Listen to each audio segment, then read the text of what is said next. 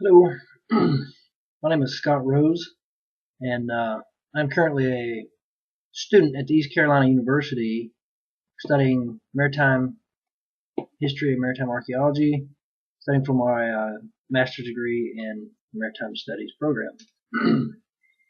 This video is an introduction basically to a series of videos that I'm going to try to be doing on a regular basis about um, underwater archaeology, nautical archaeology, maritime archaeology, however you want to call it. This video, as an introduction, I'm going to go through and introduce myself and what some of my biases are, what my history is, so that you know kind of where I'm coming from, and you can kind of filter through my bias if you feel the need. The next video I'll probably do is introduction to archaeology itself and maritime archaeology and all that. Like I said, my name is Scott Rose. I grew up in East Tennessee. It's a strange place for a maritime archaeologist.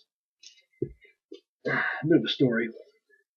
Um, so I went to University of Tennessee and got my bachelor's in anthropology. Studied archaeology there, mostly historic archaeology, and also studied forensics. Of course, the world-renowned facility there at Body Farm. I worked there for a couple summers in a row doing forensics.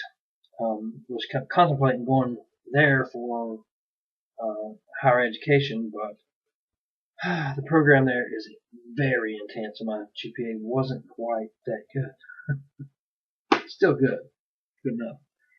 Um, Once I got done with that program, I started doing archaeology in the field, doing CRM work. Also, I had two kids before college, and being busy with that, raising the kids and doing what you got to do to survive. Ended up taking whatever jobs I could. Being, archaeology doesn't pay that well. It was just as easy for me to go around the corner and do construction and make as much money as I would running off an hour down the road and doing archaeology. So there's a lot of trading off, back and forth, archaeology, working, doing construction. Had my own business for a while, so I've seen the real world, know what it's about, dealt with different cultures. Um, Very eclectic life, I guess you could say. I studied geography as a minor. I figured that would be useful, dealing with maps and such, geographic information systems and GIS technology. My dad was a draftsman, so that comes into play a little later. I'll tell you about it maybe another time. So after 10 plus years of doing that, I had my business. We ended up having some hard times. Had to get out of the business. Ended up having some hard times on a personal level. Uh, Wife disappears. Kids grow up. I'm left by myself, and I'm thinking, what am I going to do?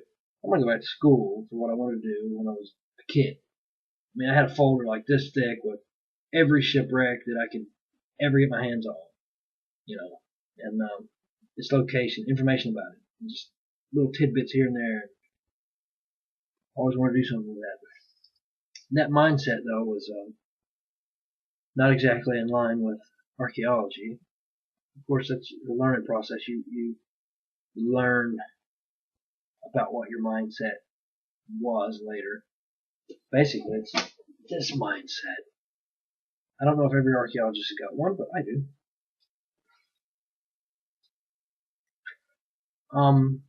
Indiana Jones mindset. That's the whole idea behind archaeological theory. Uh, Indiana Jones was an antiquarian. He was the guy who went and got the artifact and brought it back for posterity and put it in the museum, and people could speculate on all kinds of things about it. But theory evolves, and the field of archaeology evolved, and I'll get into that more later as well. But yeah, so that was my mindset, I guess, as a kid, seeing Indy and being so overcome by the adventure and the romanticism of it all. That's not that romantic. I mean, it's kind of cool. It looks that way. but it's really not. You're doing science. So anyways, I came here for a program. There were basically 3 programs in the United States that do this kind of work. One is Texas A&M, which actually was the program there was pretty much started by George Bass, who was one of the first underwater archaeologists. He had he's still doing his thing. He has a little bit further advanced along the theory of anthropology, and there have been several theories postulated over time that can be used to visualize the study of anthropology and go about getting results, scientific results. And like I said, I'll get into those in more definition later. When I got here, it was a bit of a shock. This program is based out of the history department, which I wasn't really expecting. I was expecting a more anthropological background. But archaeology pulls from 3 major places. It pulls from anthropology, it pulls from history, and it pulls from a field called classics. And those 3 fields, depending on your background, which one you come from, gives you a little different look at doing archaeology. What is the main goal here? Is it to supplement history?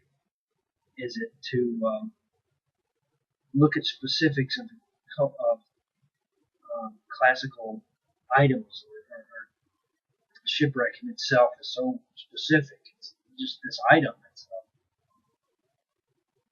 a unique snowflake.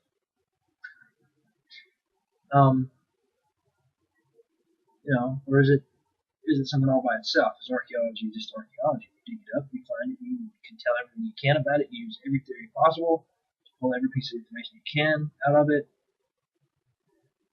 I consider myself a processualist. I think this is important that you know these things about me in order to sift through my bias. If I write something, I'm going to be pretty imperialistic. Is that the right word? Empiricistic about it. I'm going to be an empiricist. I'm going to do hard math science as much as possible. I'm going to try to find out what those people were doing with that artifact. I'm going to try to avoid trying to figure out what they were thinking about that artifact. I feel like that those type of things are better left to the reader. I'm sure there's a place for it in the archaeological world. I just don't think that I'm the one to do it. It's good. You can make some assumptions. Like if you see some arrowheads, you know that these people who were making these arrowheads were probably thinking, "Hey, I'm hungry. I'm gonna get some food." You can make little assumptions like that. It's all good. It's just you need to be explicit with it. I feel like I need to be explicit with it so that you can see that I'm making an assumption. Something that's interesting about me is that I come from a Christian background. It's very strange for an anthropologist, especially one who studied the physical side of anthropology and gone through the courses of evolution. I don't believe in all the tenets of evolution. I believe in microevolution. I don't think one species ever turned into another species. And I'm sure this will generate some questions, which is all good. This is why I'm doing this. I want questions. I want people to ask me questions. It forces me to look inside myself, look inside all these books I got, and learn. And give good responses to anybody who's interested. So questions about the program that I'm in, questions about maritime archaeology in general, maybe other programs, questions about terrestrial archaeology, anthropology, history, whatever it is. If it happens to go along the lines of Christianity or how I can not believe in evolution, that's fine. You're looking at my bias. I'm not going to dwell on it too long though, so if questions do come in, I'll compress them so as not to make people crazy. Anyway, future videos will be done with this little dude here. This is my brand new camera, GoPro camera. I'm going to be doing archaeology field school in about a month in Costa Rica. I'm going to take that with me. It's not going to be documentary type footage or anything like that. It's just going to be for me, and so I can show you what I'm doing, so you get a little idea of what we do. Also, I'm doing my checkout dives for scientific diving coming up this week. I'll be taking that along too. May not get any good footage because the quarry that we'll be working in and the saltwater area that we'll be in is not going to be that great of visibility. But we'll see. I might have some good stuff. That's basically all I wanted to say in this first video. There are other videos available. There will be. I haven't done them yet. I'll probably script out something real nice for the next one and do an introduction to nautical archaeology. And probably throw in some information about each one of the programs that I know of. And of course, if you have other programs that you know about, let me know about it. I'll look into them too, and then put some information up there. If you hear beeping, it's because I've got a messenger going. Anyways, thank you very much for your time and attention, and stay tuned.